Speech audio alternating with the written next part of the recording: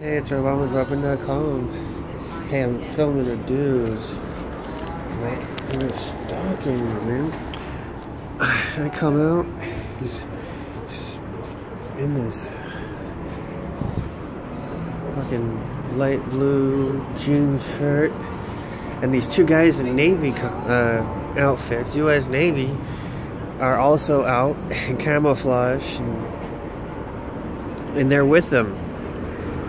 But I don't know if he was watching me for sure or not, but the guy sees me walk up and he just kind of goes and he does this little thing where he just kind of goes back and then he acts like he has to pull out his phone and look at his phone and sit there like, anyway, here's one of these new guys.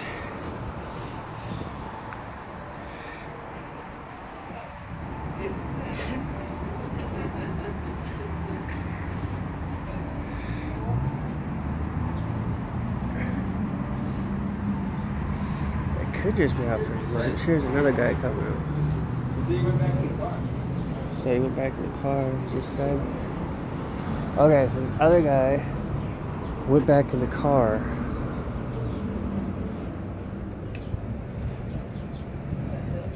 But this is a popular spot where I get followed. And they had another agent wave at me one day. Whoever this was, totally not even dressed. There those two guys are. Who the hell? Where is this other guy? I'm wondering. They did just point back to me, man. So I had these people who are in regular clothes follow me, and they're just undercover here. I've had people I have no idea who they are. You can't always tell, because they're not going to let you know. They're just there at their freaking computers and other stuff, and they could have a whole group in the room right then, just a bunch of their people they brought out just to be at this where you're going to be, and you would have no idea. And that's why I feel frightened going out, because I know that's going on and I feel intimidated.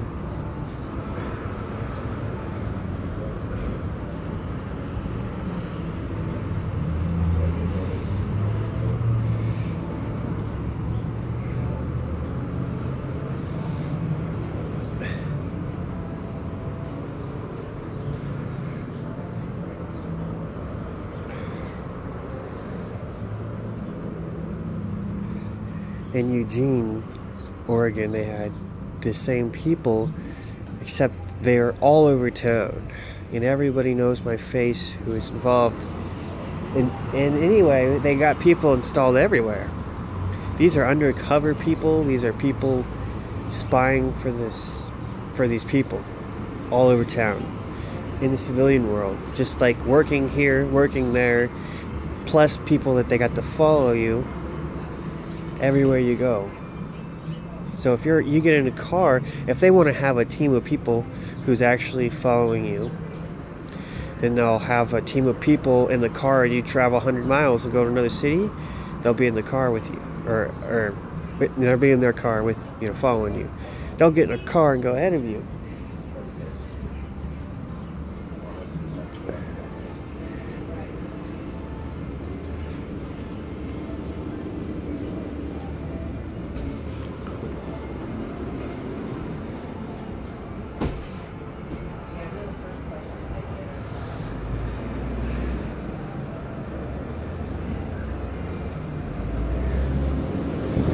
And after you're heading back home, you stop and you get some gas, and there you are getting gas, and then there's two different cars that were actually following you. They stop and get gas too. The other ones just have some dudes. They have whiter than whiter eyes, and they're staring at you right in the eyes. Well, there'll be a couple of different people in that car. There was in this case. One was a man. I didn't have a camera back then. I wish I would have been able to take pictures, but. And then the other team was an older guy. They get out. The sole purpose was to say, for Oregon. He walks past me because that was something. They're just commenting on stuff I've said in my house. For Oregon, I've had some. I'm like trying to. I had a lot of thoughts about all this, you know. Oregon just seemed so much more evil after all this. So they had that, what I said in my house and what I thought in my own brain, where no one else is there, and that's through warrantless surveillance. And then they just, that was their comment, that was them, to even let me know, because they do this to let you know that was them.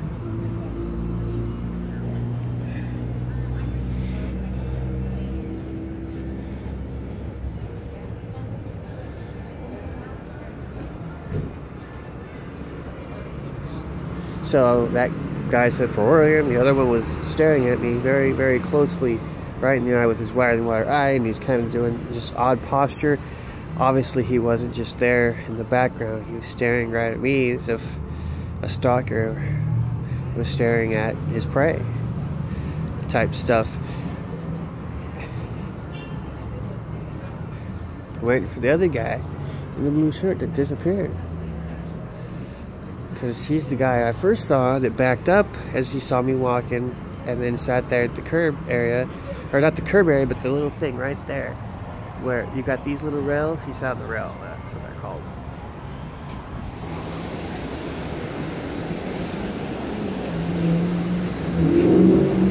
And then I observed the two Navy people. Then they were over that way, and I walk up to him over there. I came on over there. He backs up over there. He starts off over here and just sits there next to he's on his phone. These two guys come out wearing their US Navy, and they were like, I don't even know where they were. They could have been watching me from over here when I was across the street. So I was at Subway originally. I went there, Subway, to get my breakfast. And so they could have been watching me from over here as I'm over there. And this guy's just disappeared. He was dressed like a businessman. So, just like casual clothes. Kind of.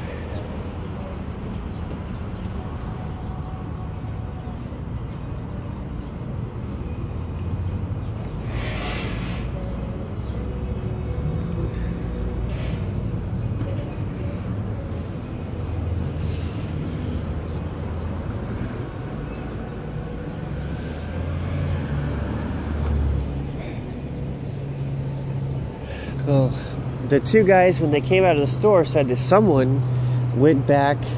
See, that one guy was there at Baja Fresh, walked in. One guy went here at an Express. Somebody told them that they went back to the car, but I didn't. I just saw this guy barely walk anywhere. I thought he went into one of these stores. I didn't see him walk this way, back to his car.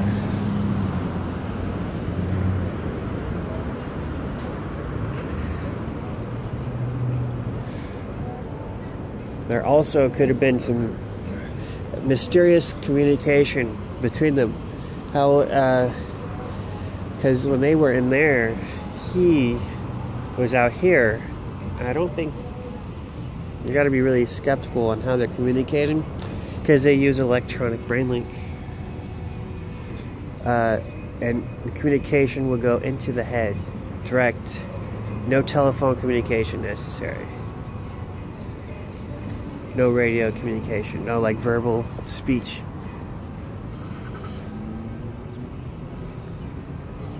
So that's why I'm wondering if he didn't go inside and didn't call them, and he actually walked back to his car, if that's what he did, because I was trying to stay out of sight. I was getting my cell phone out, and so I kind of walked over behind a pillar, started getting my phone out, and it's in my backpack, so it took me a few seconds, and then I just kind of observed that he was standing.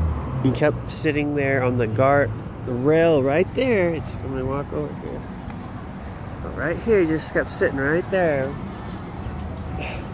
Anyway, this guy snuck the fuck off. I'm gonna look inside the windows, so I don't have to sit here, because I don't know where he went.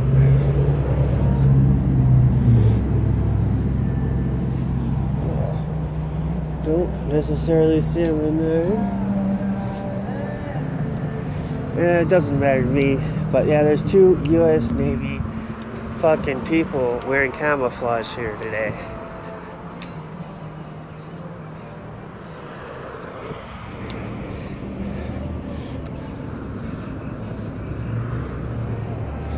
I guess I better just hang out because I'm not gonna go look. One of the things he could have done was sneak off. He could have came any number of ways to get back to wherever his car was. Don't soon.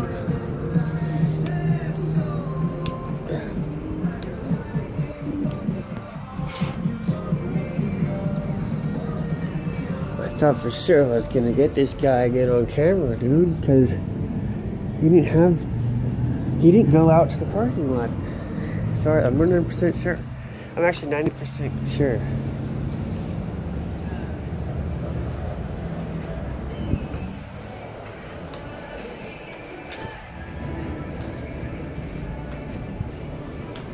Oh well.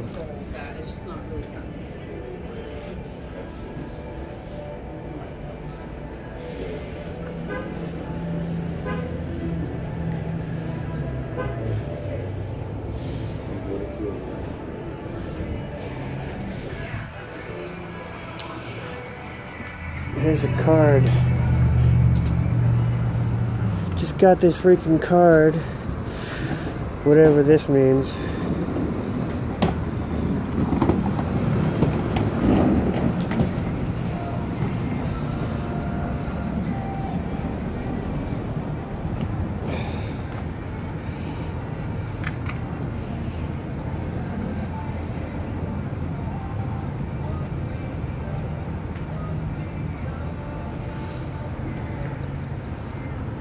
All I could do is preserve the card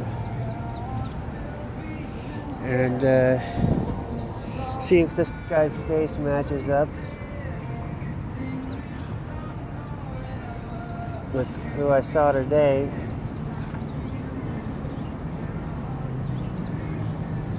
Mysterious card being placed here. I don't know when it was left, but hey, US Navy, that's weird, isn't it? Well, being gang stalked, and a lot of this technology is tied to the Navy and people like that.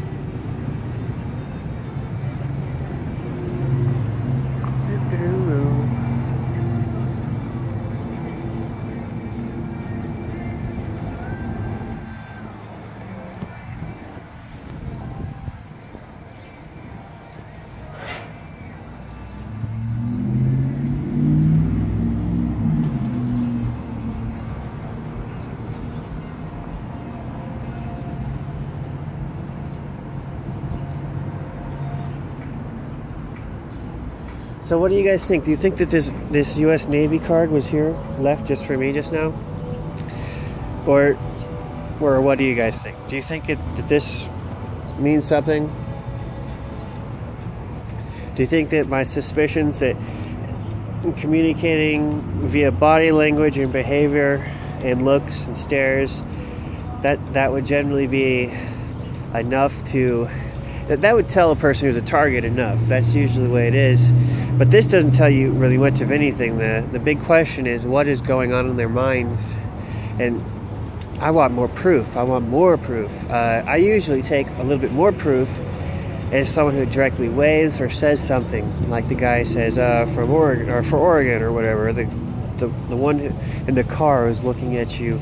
Or the one who's stalking you in their car. Or the guy who pats your grandpa on the shoulder and comes up out of nowhere, and they're all just communicating in secret about this stuff. Or the woman on the bus who, the team that's sitting there actually on the bus, you get on the public bus, they're getting on the public bus, you know, or a team of females, they sit one next to you, one here, one there, you know, or a team of 2 males and 2 females, and one of the females is a child, you know, and the other is dressed, they're all dressed up funny.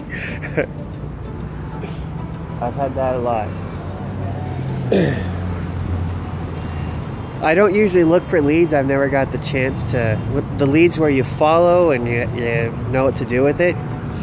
There's usually not a lot of stuff you could do with it. I've been so abused. I went to so many people for help. Called Department of Defense, called Inspector Generals. I was threatened by an Inspector General. He said not to ever contact them again. I have that recorded. And cease and desist of making complaints to us. Blah, blah, blah, blah, blah. This is not a Department of Defense matter.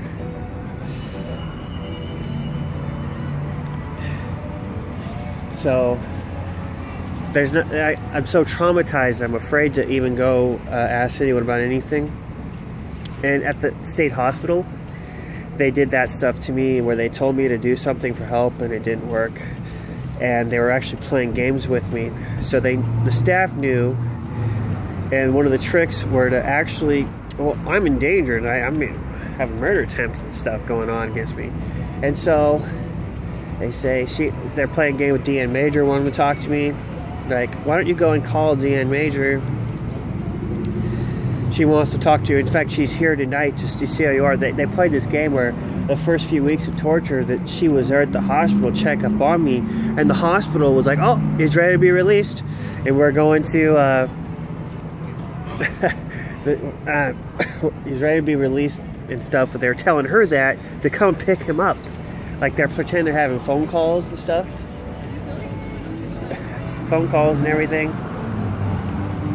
So, and then I would actually think that she was on her way, and then they have like a nurse, Eric. There was just this whole rhetoric crap stuff I was being. Anyways, it was wearing me out. And afterwards, I got to the point I was extremely shell-shocked. And they would be, oh, he's shell-shocked, blah, blah, blah, blah, telling me stuff with this. And every night it was the same stuff. And they were making me think I was being held captive, and that it was the hospital. They were making decisions. Oh, he's rescinded suicidal. He's not suicidal enough to go, and different shit. They're trying to make me think there was things tied to my release from this system and my abuse, and Deanne Major to help me and all that shit. And so one thing they even tried to have me do was come out and ask to speak to her, or to even ask for some phone number. Oh, she wants you to have her whatever number. So I don't even know. I was like, no, if she wants me to call her, you tell me. You give me the. And they used to. And then they flashed little 2D phone numbers in my head, like they're giving me numbers and shit. These stupid little fuckers, you know. And they actually got me so embarrassed to go out and ask the staff for this information that I thought would be there. I was just like, okay. And I get out there, and the staff who was involved, the nurse, was. She just says, what are you talking about? So they were setting me up. It was a lie. But the staff, the same staff, that all started in 2008.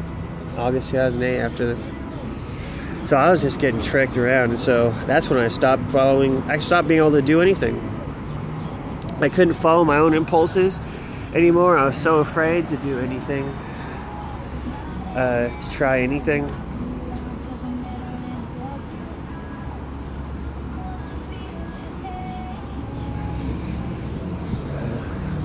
Because I guess I truly was being set to look mentally ill.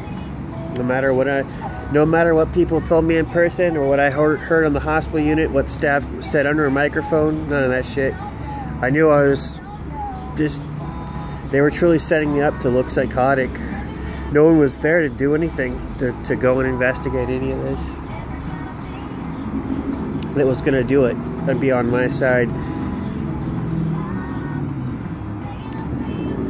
Oh yeah, I'm scared shitless to go up to people who are following me, even if I know for sure, and to ask or say any comment to them. Just terrifying fear where you freeze.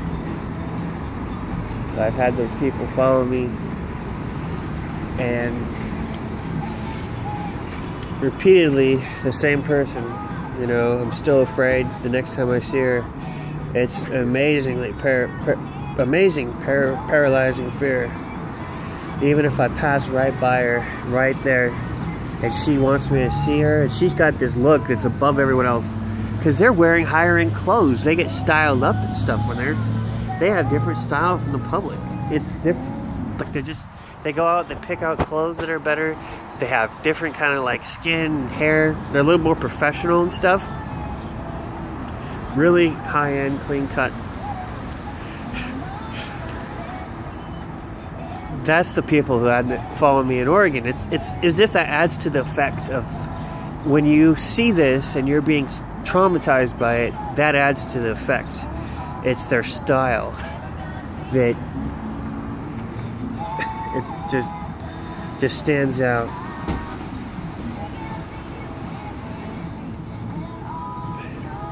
Whereas everyone else is just a slob or something, and the general public, they're not really trying too hard. They don't really have nice clothes, nice haircuts, perfectly styled, potentially trying to follow a particular color code or something where it's just slightly off from the colors the general public wears, and different other stuff, you know, or so they want it to look like they're highlighted when they're targeting a person. Now, as the general public wouldn't probably notice very much about that though, but that is one of their secrets, is to do a lot of things to make themselves look different and stand in public when they're targeting somebody. That's just one of their many techniques. I know a lot of their techniques. Anything is possible in science they'll do, depending on if that's what they want to do or not. And it'll make people sound crazy if you try to get help. My people were a little bit more out there too. I mean, they wanted themselves to be known, and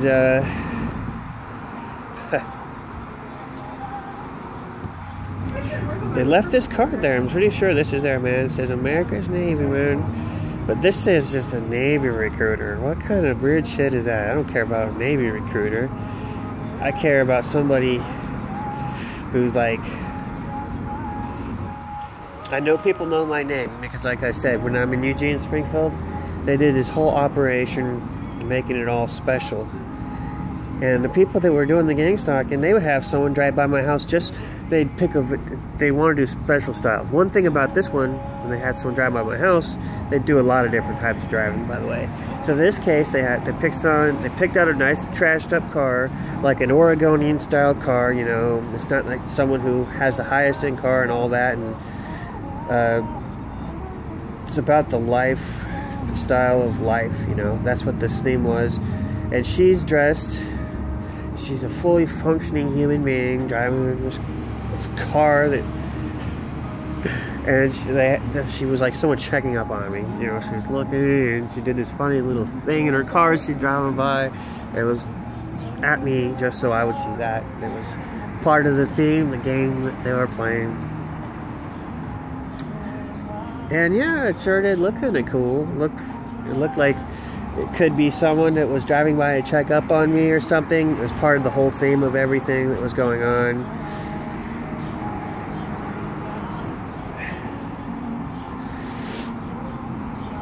But they go to extreme lengths to do that.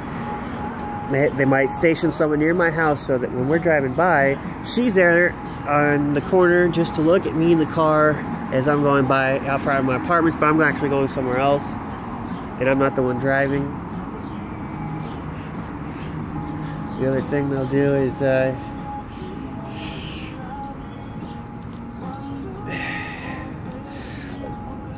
that's all she was there to do, is just to give me a stare. It was more of a stare, an intense stare, intimidation, and they picked her out because she had dark skin.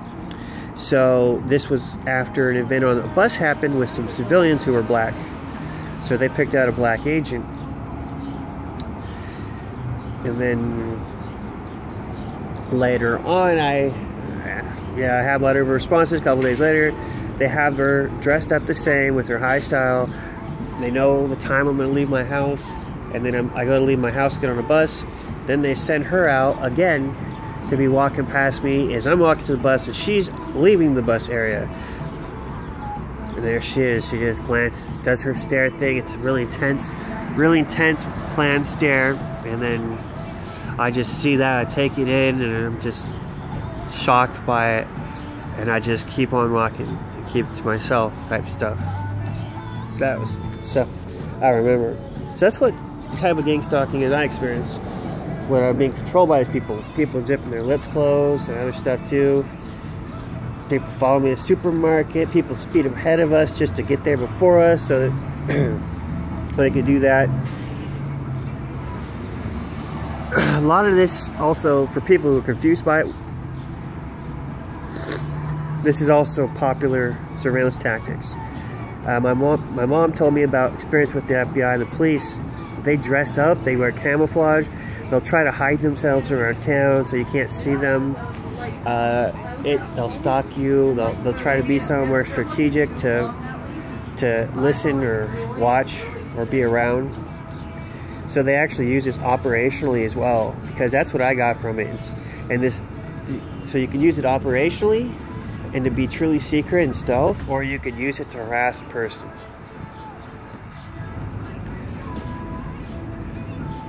Alright, I don't see this guy out, so I'm now going to turn off this and upload the video. And this thing says, this card, like, it says Rolando Salarza, Navy Recruiting Station, Modesto. As far as I knew, nobody was sitting at that table. This card could have been placed after I walked down this way, or as the kids, or those two guys walked past out of the stores. Or this pot I didn't see, but it could have been placed there from earlier at another time. And that's the reason why I don't see any credibility in this per se, because hey, I don't even know when it was placed there. I wasn't paying attention to what was on the table before I got there. But interesting enough, you know, because I felt I was being watched, and I feel I'm being watched, and I know I'm being watched, and I know even if, you know, wherever it leads to is nothing big, that people know my name all around. So, but that's a bad way to live. I mean, it doesn't give me anything to interact with. It just leaves me sitting there dealing with this stuff that goes on, and I never get to interact with it. And it's keeping me from engaging the real world. I'm just like, whoa, cool, you know. The best I'm not really one to even care about capturing evidence, but yeah, hey, I'm a victim. I don't care. I've got so many recordings of stuff. I'm not even uploading most of this to the website, and the recordings were mostly audio from last year and stuff, and that was from people whistling at me all over on a block radius or places I went. And after I got enough of it, I just said, fuck it, I don't care. And then I had to just wait till the right person came along to help put it all together to mean anything. Most people are going to go, oh, that's weird. Why would these people do that so much? But then you listen to it, and then I get the witness statements. They said they heard it too, and that it was going on only at me, around me, and they never heard it happen before a lot of the times, where all of a sudden I'm there and it's happening. That was because it was targeted at me. People would show up and have it done because of me, involve places, the stores, the library, the homeless shelter, and different stuff like that. Wherever I was, they had it set up. They go there. They have the power to get these people to do whatever. Including, they could have had me kicked out or whatever, but they usually just like to do this kind of stealthily, and I don't understand it, but I guess the mass public, they're not very good at speaking up, and they're not like smart on their own, and they just go along with these whatever. That's what I've learned of the general behavior of the public. And there's been skits or examples done on this too, where you want to get someone to spy for just pretend you're law enforcement, and you can actually get any civilian pretty much to go along with what you're telling them to do, including to beat somebody up or to hold them or to spy on them or to do whatever, so you can get the stores to yeah, the stores will gladly participate, different clerks, but also members of the public. Just so, hey, there could be more official reasons why this goes on. I still don't know, because of issues with the law enforcement and their connections with the stores and everything, and InfraGard or whatever. There's different systems out there that nobody even knows exist, too. So what you have is this ability for them to go anywhere they want. Get anyone to do what they want in any place. And it's usually done under the table. There's not even a record of it anywhere.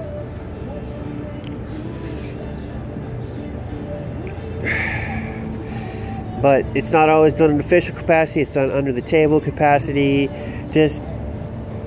That's probably the way it usually works, I would say. Because I'm just thinking all they got to do is go talk to someone there, and then all of a sudden, hey, that person is now part of the game, or whatever.